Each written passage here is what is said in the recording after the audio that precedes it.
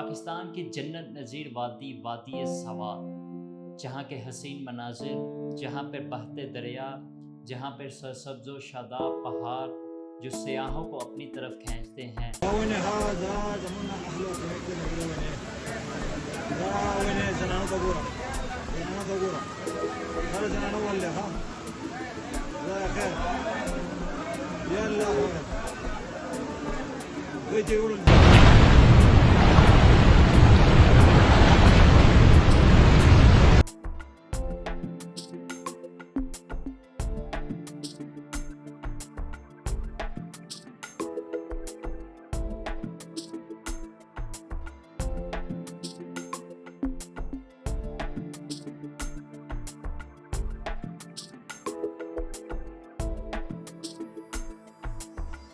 آج وہی وادی ماتم کناں ہے، آج وہاں کی وادی میں کہکہے نہیں گونج رہے بلکہ گونج رہی ہے تو وہاں کی سسکیاں اور آہوں کی آوازیں بلند ہو رہی ہیں۔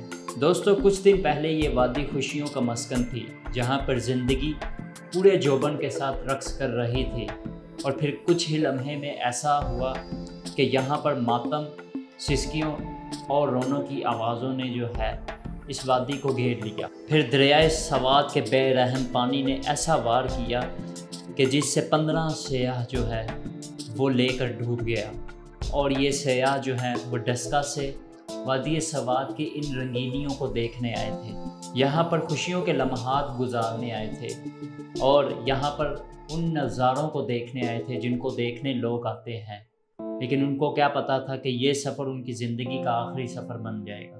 ڈسکا سے تعلق رکھنے والا یہ خاندان، جس میں بچے، خواتین اور مرد شامل تھے، وہ وادی نران کغان کے لیے نکلے تھے، مگر ان کی قسمت ان کو وادی سوات لے آئی، جہاں پر وہ ناشتہ کر رہے تھے اور خوش گپیوں میں مصروف تھے۔ جب اچانک سیلابی ریلا آیا تو ان کو سنبھلنے کا موقع ہی نہیں ملا۔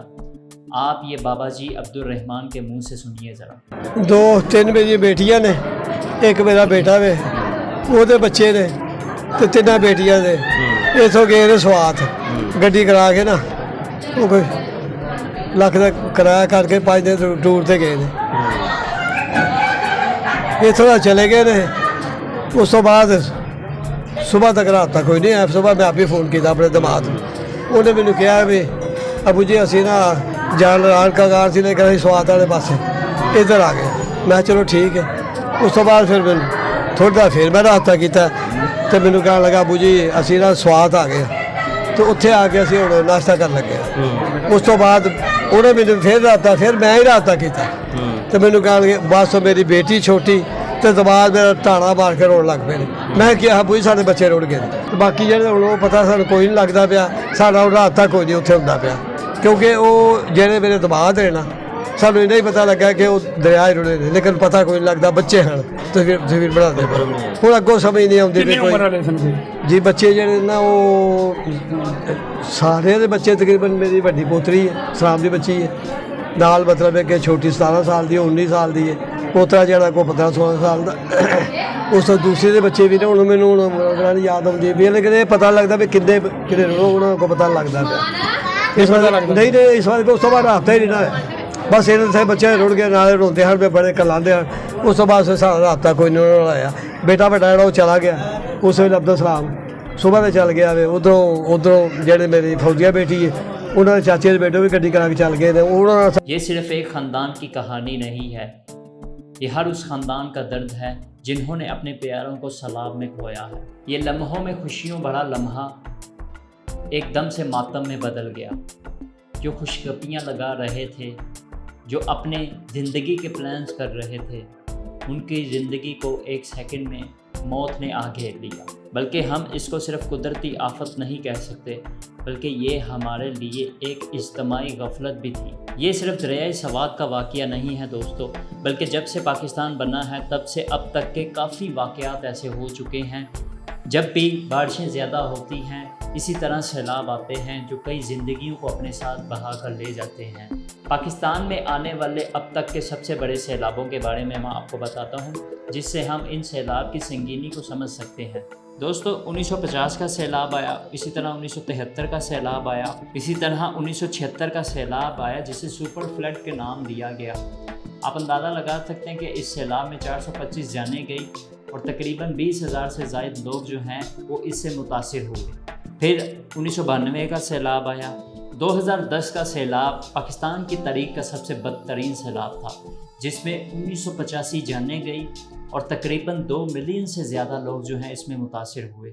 یہ ہماری تاریخ کا، پاکستان کی تاریخ کا، پاکستان کی ہسٹری کا سب سے زیادہ تباہ کن سیلاب آیا تھا۔ اسی طرح 2022 کا سیلاب آیا جس میں 1700 کے قریب جانیں گئی اور تقریباً 3 ملین سے زیادہ لوگ جو ہیں اس میں متاثر ہوئے۔ یہ تو صرف چند بڑے سیلابوں کے بارے میں نے آپ کو بتایا ہے، لیکن پاکستان کی تاریخ سے لے کر اب تک کے تقریباً 29 سیلاب ایسے ہیں جو آ چکے ہیں۔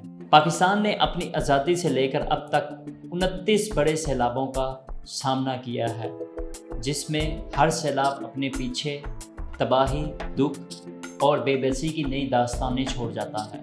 ان تمام سیلابی واقعات کے باوجود ہم نے اس سے ابھی تک کیا سیکھا ہے؟ کیا ہم نے اپنا انفراسٹرکچر بہترین کیا ہے؟ کیا ہم نے کبھی پیشگی وارننگ دی ہے؟ کیا ہم نے عوام کو اتنا ٹرین کیا ہے کہ وہ اس طرح کی آفات سے کیسے نمٹ سکیں؟ بدقسمتی سے جواب نفی میں ہے، کیونکہ ہم نے سیلابوں سے ابھی تک کچھ نہیں سیکھا۔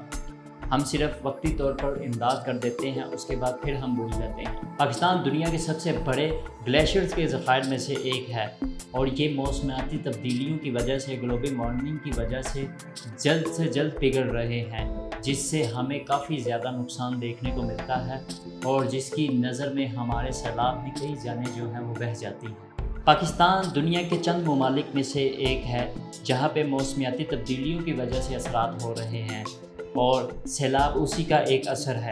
یہی موسمیاتی تبدیلیوں کی وجہ سے مونسون کا جو بارشوں کا پیٹرن تھا وہ بھی بدل چکا ہے، جس کی وجہ سے اب ہمیں مونسون کی بارشیں زیادہ دیکھنے کو ملتی ہیں اور اپنے وقت سے پہلے دیکھنے کو ملتی ہیں۔ دوستو اس حادثے کے بعد سوال یہ اٹھتا ہے کہ ذمہ دار کون تھا؟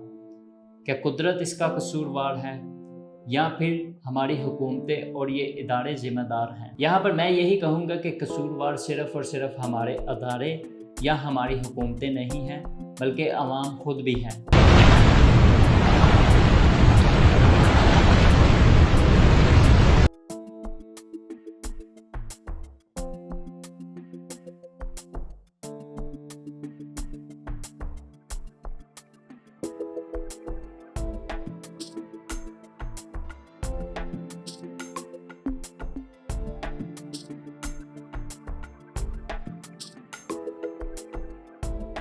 کیونکہ یہ قوم عقل سے پیدل ہے، کیونکہ آپ ہر آفت کا ذمہ دار جو ہے وہ ریاست کو نہیں ٹھہرا سکتے۔ کچھ آپ کی بھی ذمہ داریاں ہیں، اور جان بچانے کے لیے سب سے پہلے آپ کی خود کی ذمہ داری ہے اپنی جان کو بچانے کی، اور اپنے ارد گرد دوسرے لوگوں کی بھی جان کی بچانے کی ذمہ داری سب سے پہلے آپ کے اوپر ہے۔ پاکستان میں قدرتی آفات اور اس کے اثرات سے نمٹنے والا جو ادارہ کام کرتا ہے اس کا نام ہے NDMA۔ اس ادارے کا کام تھا کہ سیلاب میں پھنسے ہوئے لوگوں کو ریسکیو کرتا، پیشگی وارننگ جاری کرتا اور حفاظتی اقدامات اپناتا۔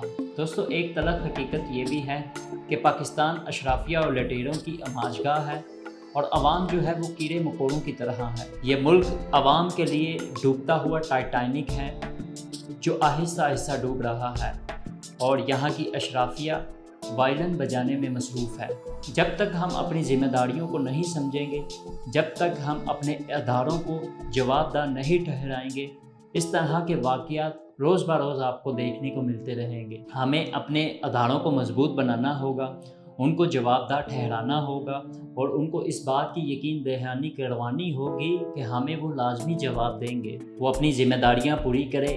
یہ وقت اس وقت سیاست کو لان تان کرنے کا نہیں ہے، بلکہ مل کر اس پہ کام کرنے کی ضرورت ہے۔ ہم اپنے پیاروں کی یاد میں، ہم اپنے پیاروں کی قربانیوں کو یاد کرتے ہوئے پاکستان کو مضبوط بنائیں گے، جہاں پر ہر شہری محفوظ ہو، جہاں پر ہر جان قیمتی ہو۔